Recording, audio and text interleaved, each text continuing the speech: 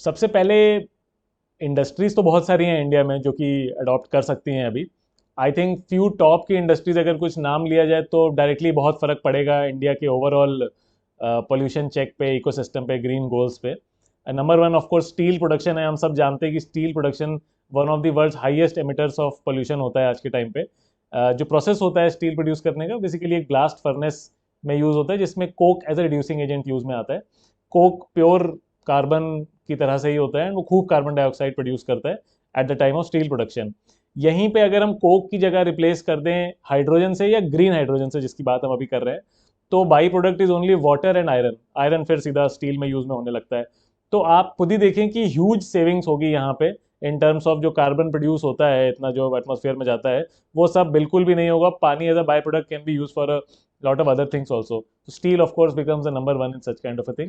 Second is fertilizer. Ammonia बनाने में बहुत सारे अलग अलग टाइप के प्रोसेसेस होते हैं जो कि कार्बन डाइऑक्साइड रिलीज करते हैं। If I am not wrong, methane से बनाया जाता है NH3 compound which is ammonia.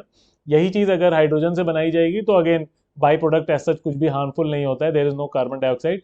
And India as a majority majorly agrarian state, बहुत सारा फर्टिलाइजर प्रोडक्शन हमारे यहाँ पे रिक्वायर्ड है एंड वो इससे ज़रूर पूर्ति होगी। Plus a point if I remember correctly, Ukraine war के टाइम पे बहुत सारा हमारे इशू इसलिए आया था क्योंकि फर्टिलाइजर की एक पर्टिकुलर नाइट्रोजन या कोई एक कंपाउंड हमारा बाहर से आता था यूक्रेन से, जो कि रुक गया था।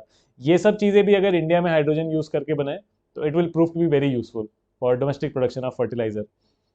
थर्डली आई गेस ट्रांसपोर्टेशन एक मेजर इंडस्ट्री है। हम सब लोगों ने देखा था कैसे कोविड के टाइम पे आकाश नीला हो गया था, दूर के पहाड़ दिखने लगे थे।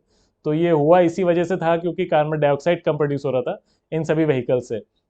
हाइड्रोजन इनिशियली जो बड़ी बसें हैं, बड़ी ट्रक्स हैं जो लॉन्ग डिस्टेंस ट्रांसपोर्टेशन करती हैं, तो वो बहुत बेनिफिट करेंगे इस टाइप की किसी भी चीज़ से, क्योंकि सबसे ज़्यादा एमिशन इन्हीं से आता है। एक स्टेट से दूसरे स्टेट ये फैलाते हो जाते हैं पूरा pollution. And we as a country need to develop better hydrogen infrastructure on the highways. शहर के अंदर डेवलप करना उतना ज़रूरी भी नहीं है, उतना सही भी नहीं है, क्योंकि लिथियम से इलेक्ट्रिक व्हीकल चल जाते हैं अभी के लिए, बट और थोड़ा बहुत फ्यूल भी यूज़ होता है तो it's okay. But long distance transportation अगर हम लोग सॉल्व कर लें तो it would be great.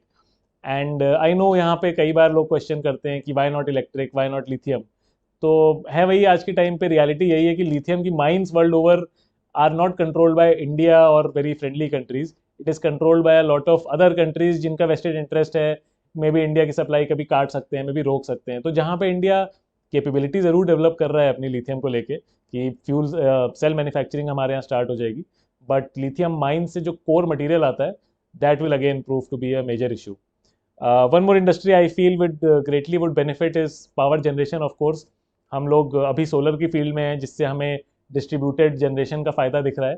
Similarly distributed power generation hydrogen के थ्रू भी बिल्कुल बिल्कुल की जा सकती है। And there are lot of states in India जहाँ पे सोलर नहीं भी है बट वहाँ वाटर तो होता ही है, एंड हाइड्रोजन वहाँ से लोकली जनरेट कर पाएगा। इसकी हम लोग ज़रूर आशा करेंगे and it will be a great boon. अभी के टाइम पे भी जो रेगुलर कोल से प्रोड्यूस होती है बिजली, वहाँ पे भी हाइड्रोजन का यूज़ करके हम लोग और कैलोरीफिक वैल्यू वहाँ की बढ़ा सकते हैं and power generation can surely increase.